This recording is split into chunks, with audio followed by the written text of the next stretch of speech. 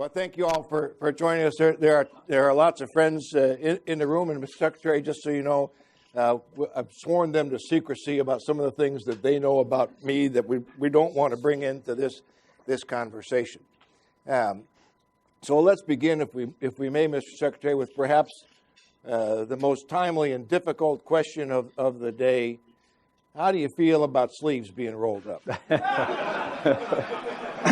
I think for any number of reasons, I'm going to stay away from uniform issues. But I'm watching closely, and if it's successful, I think we need a pilot on the civilian side as well. I get jealous every day I see these guys not wearing a tie.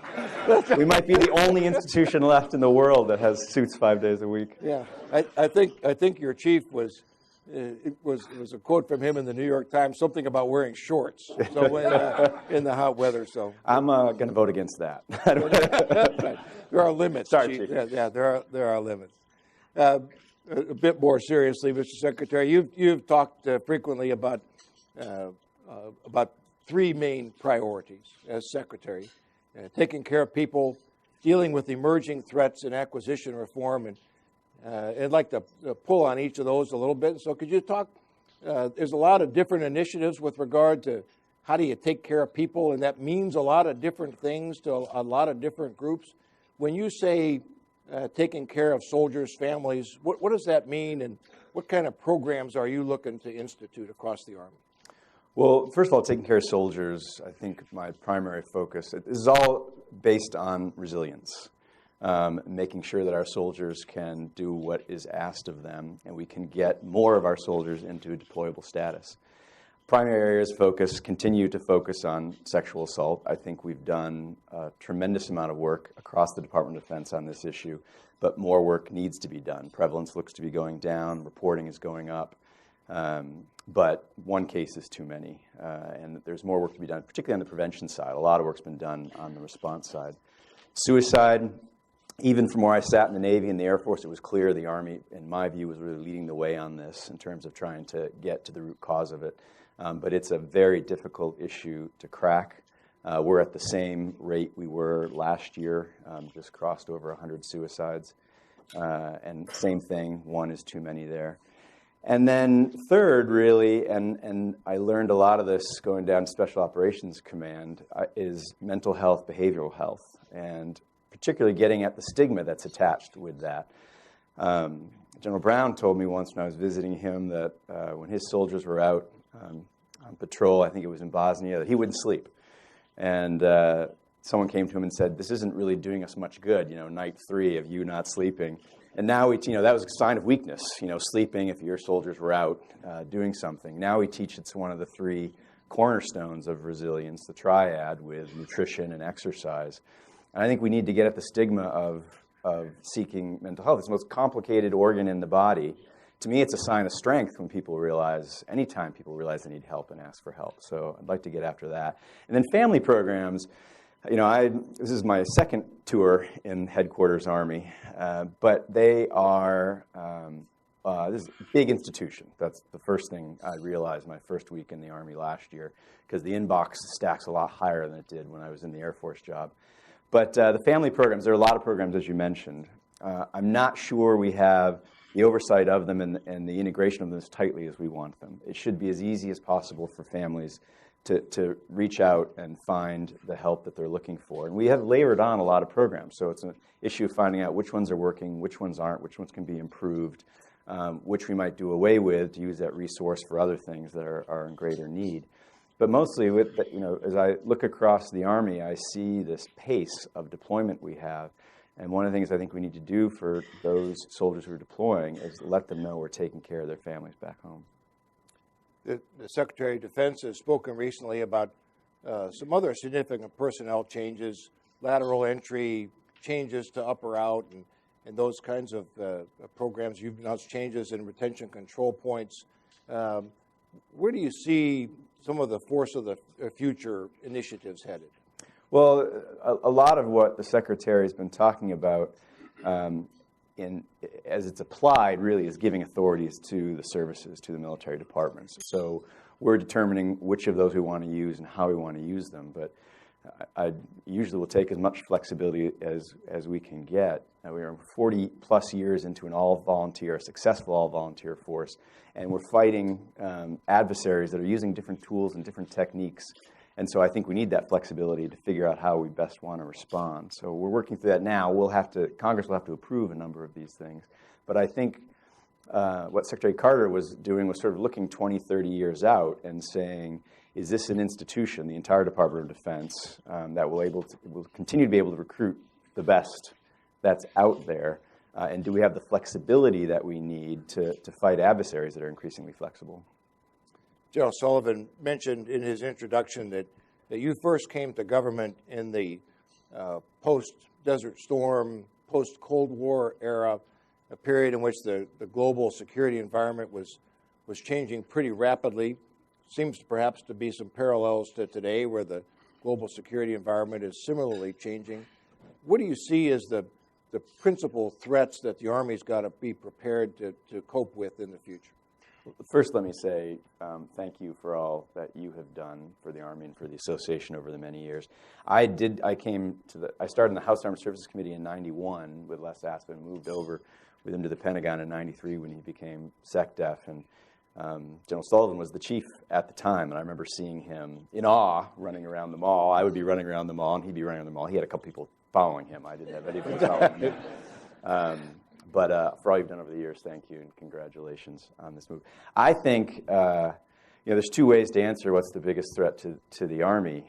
From where I sit and where I spend most of my day and what we're dealing with right now, the biggest threat to the Department of Defense, not just the Department of the Army, is this budget instability in the political environment here. It makes it very hard, especially as you're drawing down and trying to think about the future, to put together any type of plan. We start every year with a continuing resolution, as we almost certainly will this year, if it's not even a full year continuing resolution, and don't really know what number to plan to into the future. These 2-year budget agreements that we've been getting are long-term planning for us, which is just not the way it should be. Because not only are we not able to provide some stability and answer to soldiers, we're not getting a dollar's worth out of a dollar's worth of resource when we have to budget and plan this way and think through continuing resolutions at the start of the year and just really plan from year to year to year rather than over a longer-term horizon. So I see that as the biggest threat to being able to build the most capable Army we can build.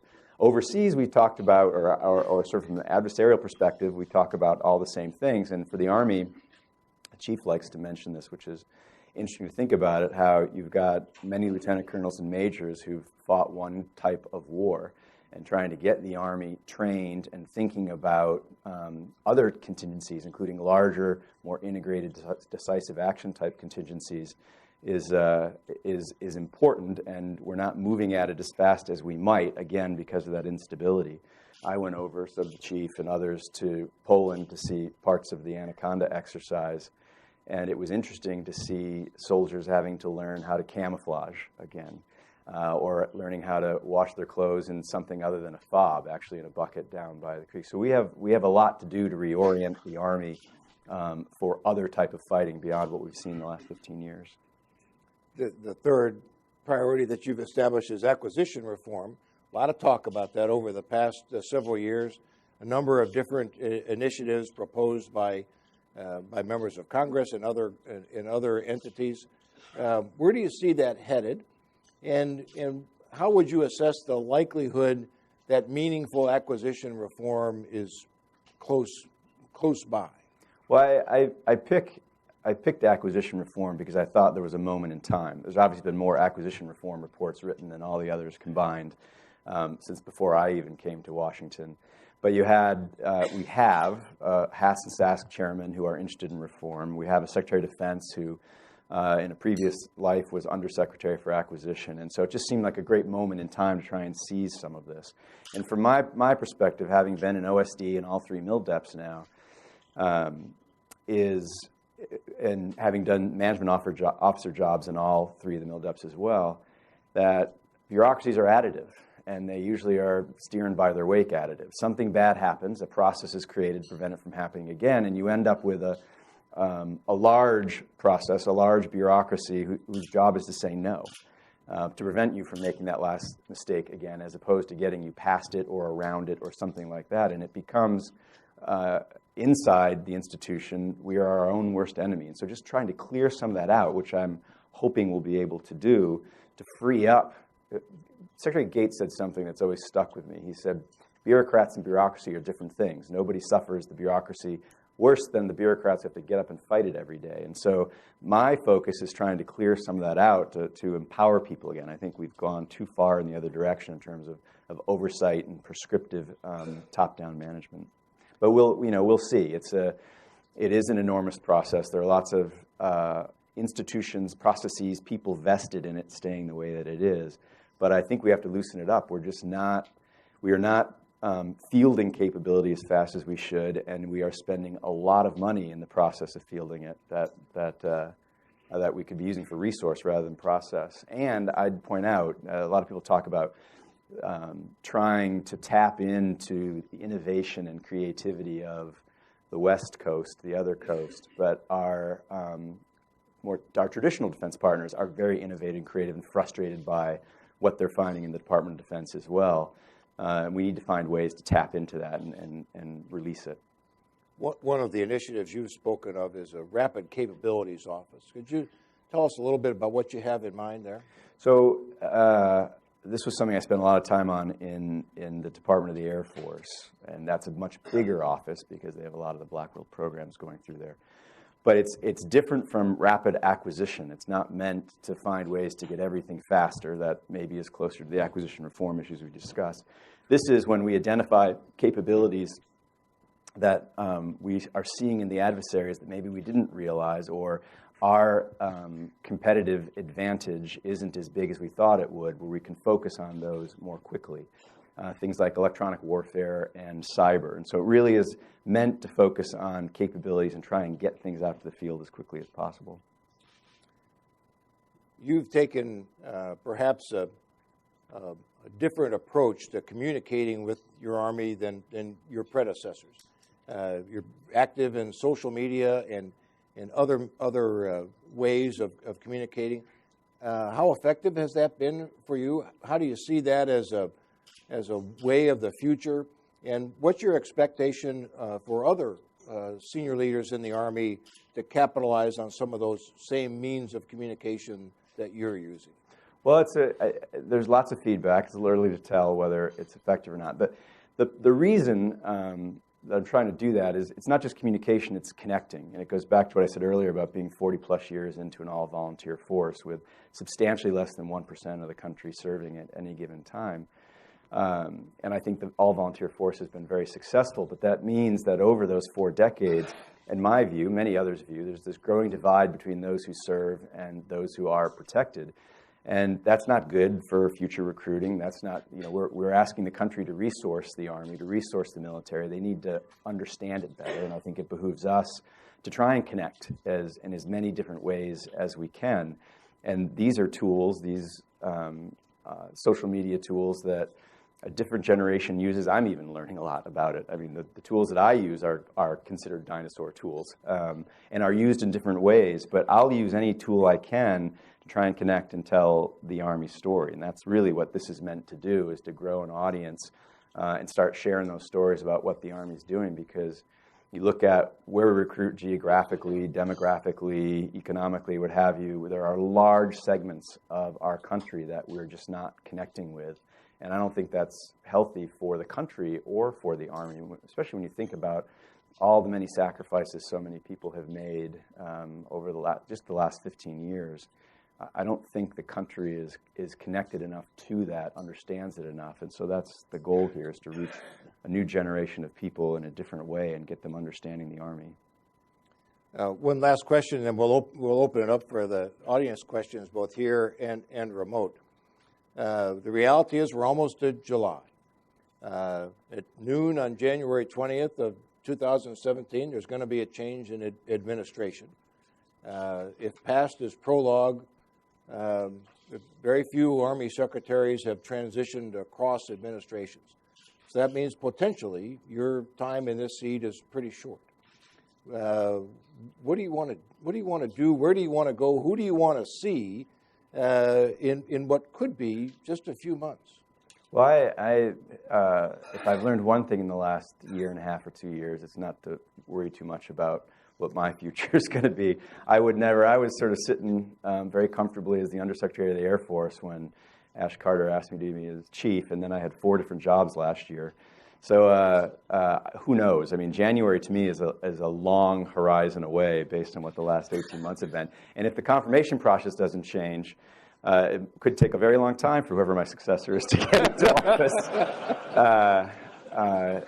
And it does have to change. But what I would like to do, first of all, is, as I said, and this is a big thing, tell the Army story. And the reason to do that is to make sure that the Army is properly resourced, that people understand the role the Army plays. Now that I've come into the Army job having sat at every other seat at the table watching the Army from the perspective of the Navy, from the perspective of the Air Force, from the perspective of OSD, and have a sense of how the Army is perceived. And when the Army, and I use that like saying the White House or something, but people from the Army are telling their story, what other people are hearing. And sometimes there's sort of a misfire. Sort of one piece of guidance that Secretary Carter gave me when he kicked me out of his office and sent me to the Army last year was the Army's got to get away from being a number. They've got to explain what that number is and the capability they bring to the fight, and all of the work the Army does in support of the joint fight. So I want the Hill to understand that. I want OSE to understand that. I want the other services to understand that. And I want the country to understand that again, so that the Army has the support and the resource it deserves. Well, you've said this publicly, and we certainly believe it, that you have saved the best for last, and we're glad that you have come to the Army, and very, very thankful to have you as our Secretary, and particularly thankful that you've joined us here at AUSA this morning. Let's open it up now to the audience, and I think from the remote locations, they're going to check in with Mr. Scanlon, but we'll certainly welcome your questions from here. Yes, sir. We do have a question from the field. Let's try that one first. Let's Michael. try that one first. Sir, how do you intend to use the service leaders' new authorities to procure service-specific equipment? Do you agree with General Milley's assessment that with equipment like a pistol, the Army should be able to identify what it wants, swipe a credit card, and move on? That one's the gift that keeps on giving. Thanks, Chief.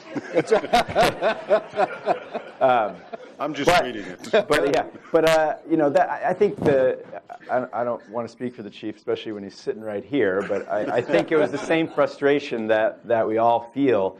The military used to lead the way on a lot of technological development, GPS, stealth, and now we're having a hard time just incorporating it fast enough. There are a lot of companies that just think we can't keep up with them, and they iterate and they upgrade and they update at a pace that exceeds what we're able to match on the inside.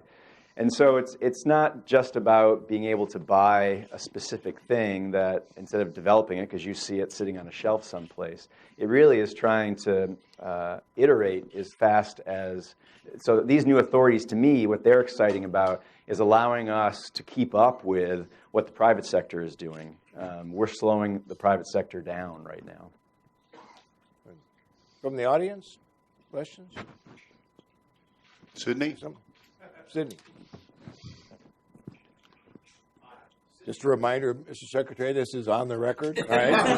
Now you tell. Sidney Freeberg, Breaking Defense. To pull on what Secretary Carter said to you, as someone who's covered all the service departments over the years, and my father was in the Army, so I have a particular fondness for the Army. I say the Army struggles the most to convey a clear vision of what it brings. It doesn't have a shiny piece of technology to sell. It has a large number of diverse missions. It has a huge number of internal tribes, schoolhouses and so forth, to get on message if it ever does. So, having come from two different service departments, what's the unique challenge and perhaps unique potential that you see in the Army to communicate to American people? How do you get it across in a way that the Air Force has a shiny plane, the Navy has a shiny ship, the Marines have a few good men? How do you convey the Army message in as powerful a way to the public? Well, I think you did tap into something there. The Army is so big with so many missions, it can be hard to put that on a bumper sticker. But there are advantages the Army has as well. Its size and its geographic reach around the country gives it, in my view, a leg up, and we should be taking advantage of that. There are plenty of ways. There are avenues already in place for connecting and for communicating because of the size of the Army, because of how many different places that it is.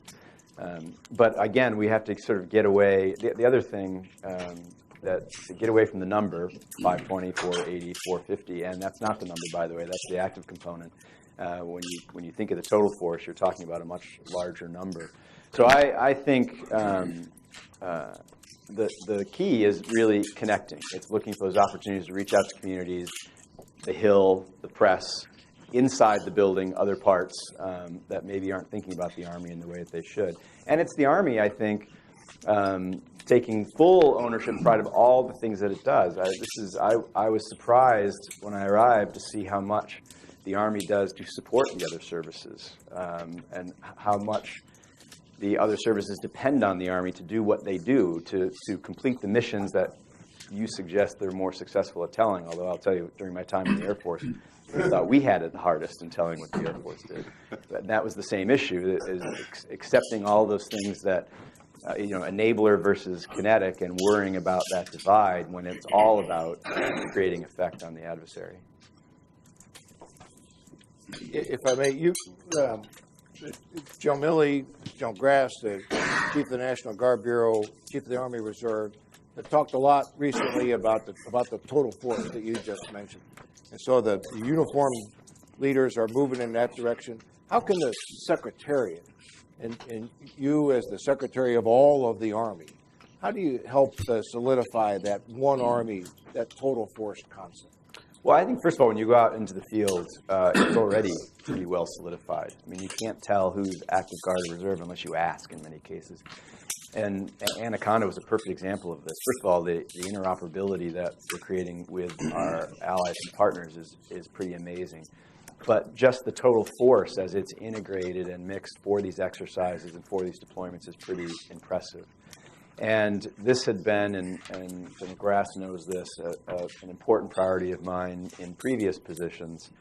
Although I'll tell you, in this one, it's hard to keep up with the chief. He's been pretty out there, forceful and vocal in support of the total force, and really sort of stress testing everybody's assumptions about what can be done and what can't be done. But what I can do is support that, make sure that we're talking about it, make sure we're bringing the right people together, and make sure that we're resourcing it. I think people join the Guard and Reserve for different reasons today than they did 20 years ago. They want to deploy. They want to be operational. And the only way we're going to really tell where that right line is like I said earlier, is to stress test it and see. Because there are lots of different variables at play in terms of training and readiness and deployability. But you have an eagerness on the part of anybody in a uniform.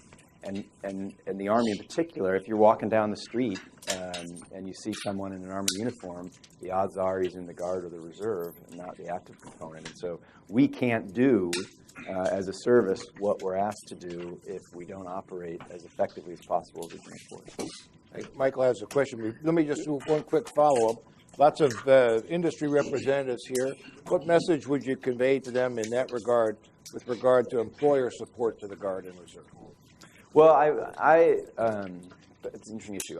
When I go onto the Hill, oftentimes I hear concerns about how we are stressing our employers. And so what I would say is, first of all, support us as much as you can, but be as honest with us as you can about where the stressors and the stress points are. Because as we move forward and rely increasingly on the total force, we need everyone to be honest with themselves and with each other about what's working, what's not, and where there are problems so that we can work around them, mitigate them, and figure out how to move forward from that. Because in my experience, everybody wants to do as much as they can, and sometimes, without realizing it, might overcommit or overpromise on either side. And we need to know exactly what all three components are capable of doing so we can integrate them as effectively as possible. Good. Mr. Scanlon, we have a question in the slide. There's a fellow there. Right. Oh, yes, please. Actually, I had a question for you. Based on your experience and history with both Navy and the Air Force, What strengths and lessons are you bringing to Army's football team? We had a preview last year. First of all, we're going to bring better weather, but this is the year. I mean, this may be the only chance I get, so it has to be. And I said last week in my welcoming ceremony, I'm the only service secretary who's worked for his fellow two service secretaries. I cannot give Ray Mabus another jersey from whatever school it is. But those of you who were at the game last year, that was the most exciting game you could see without winning. We had a young team. They had a graduating team. So I'm optimistic this year. Other questions? Looks like we have one. Okay, let me check here. Yes, we have a question from the field. What changes do you foresee in the Department of the Army's civilian workforce size, training, et cetera, as they support the Army? I'm glad I got that question. I have been frustrated for a long time how the civilian workforce is treated.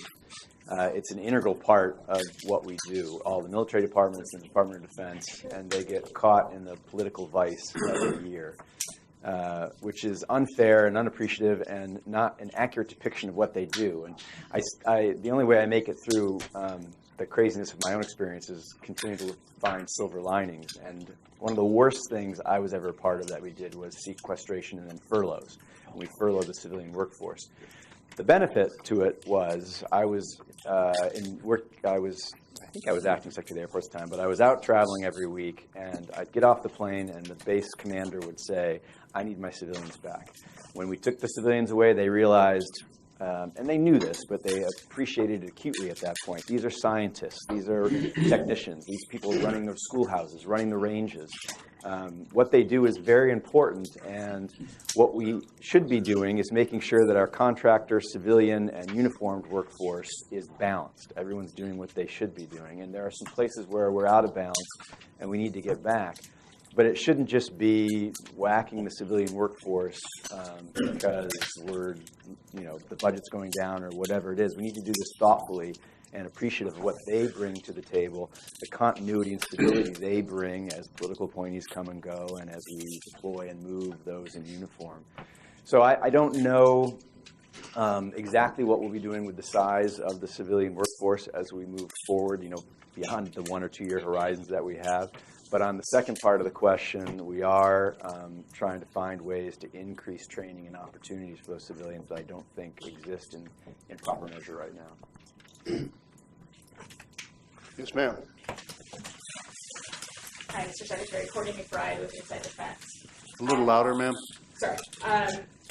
General Allen has mentioned having a funding plan for some of the key recommendations from the National Commission. And I'm just wondering how paying for additional aviation in particular would stress the Army budget, where you may have to take risk as a result. Well, the Chief and I are meeting with Secretary Carter this week to talk about that, the recommendations and what our plan for it is. Any change, we've tried to put together a very balanced budget with the resource that we've had. Force structure we can afford, that we can equip, that we can keep training. So any changes to that causes stressors someplace else in the budget, and something has to go. And my observation from the outside, which has definitely been validated since I moved into the Army job last year, is that the Army has to protect force structure, cut that procurement budgets pretty substantially. And so that's where do you go for one? You've got that three-legged stool of the people you've got, the equipment you've got, and the training that you do. And so you have to go, one of those other legs will go to that additional force structure that we need for the recommendations. Sir? Good morning, sir. Todd Carrico. I wonder if you could say a few words on the Army's pursuit of the third offset strategy, where you think that might go and how that might be achieved. Well, part of what I think when people first hear about the third offset strategy, think about the third offset strategy, they think technology, and their minds always wander to the Air Force and the Navy. And it's underselling or underappreciating the role that technology plays for the Army and the dependency on technology. There's 10 times as much code in a tank right now as we used to send Neil Armstrong into space. And I mean, everything has GPS. Everything, satellites are sort of fundamentally integrated into most of what we do now. So part of what we had to do was communicate how the Army does link to the third offset strategy and where there are areas in the future for the Army, robotics, autonomy, different types of issues that people don't necessarily leap to right away. Lucky for us, the Deputy Secretary of Defense, Bob Work, got that right away, so he didn't need any explaining. But there are tremendous opportunities of ways we can enhance capability for soldiers with work that's being done in the third offset strategy. If I could just ask you one last question, Mr. Secretary. As you look for fulfilling your responsibilities for young people, young women and men, their parents, families, as they consider military service, what would you tell them why they ought to choose the Army? Why they ought to choose the Army? I think it's an interesting question because I go to the basic training. I was just down at Fort Jackson a couple weeks ago, and I always ask the parents that I meet why the Army, especially if they're from a different branch. Part of the Army is that, to me, the Army is the force that is most connected across the country with the United States, with America, with tradition, with the local communities. And it was brought home in a pretty dramatic way for me a week ago yesterday when I had my welcome ceremony. I talked about my two uncles that went to West Point. One of them, last name Fanning, and a lot of people didn't connect the dots there, but the number of emails I got from all over the current Army today, but other people as well, who knew with or served with one of those uncles. And so that's what I would tell someone why to choose the Army, because that's America's service. Well, I think those in this room would agree with you. I think we would also unanimously agree that we are proud to have you as our secretary. We need you now perhaps more than ever, and we're glad that you have taken on this responsibility, and especially thankful that you've joined us here this morning. Thank you.